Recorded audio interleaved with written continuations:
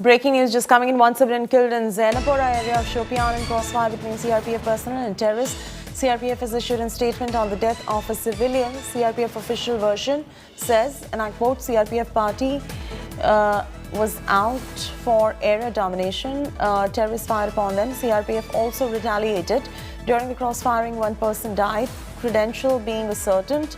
SSP Shopian has said that unidentified terrorists attacked security forces. CRPF retaliated in the fire, and during crossfiring, one person got killed.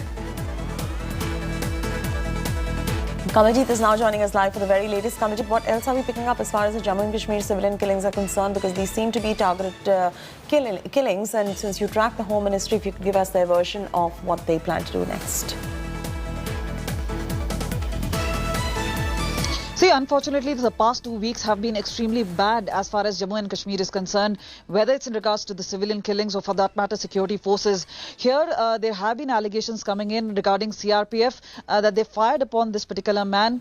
But we've heard what the CRPF and the SSP Shopian has to say. They say the civilian was killed in a crossfire. The contrary versions also coming in this, that this man was in a vehicle. He was carrying fruits. But when he was asked to stop, he did not. And that is when the firing came across from the CRPF 178 battalion. But what the locals are saying is that there was no provocation. So obviously there are two versions as to what really happened here. But the tensions are high. Earlier in Kulgam also a similar allegation was leveled against CRPF. Again it came in that there was an associate in a vehicle who had fired upon, and in retaliation a civilian was killed. Perhaps the word coming in from Home Ministry, and yesterday Amit Shah took a high level security meet. He said avoid collateral damage. He also asked forces to work in synergy and coordination to ensure that there was crackdown on terror and those who are supporting these terror networks.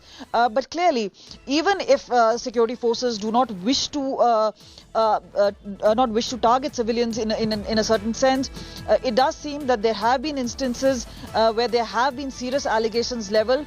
There is going to be a court of inquiry, but perhaps the damage is done, and that is why there seems to be an alienation in certain segments.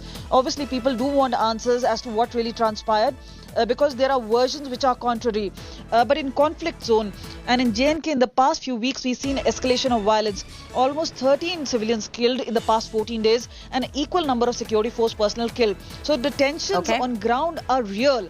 And this is where things can really matter in sense of what we've seen on additional boots on the ground, extra security measures being taken. And these instances only add to kind of confusion as well as some sort of alienation. All right. Thanks, Kamaljeet, for joining us with the details right there. It is day 2 of Home Ministry.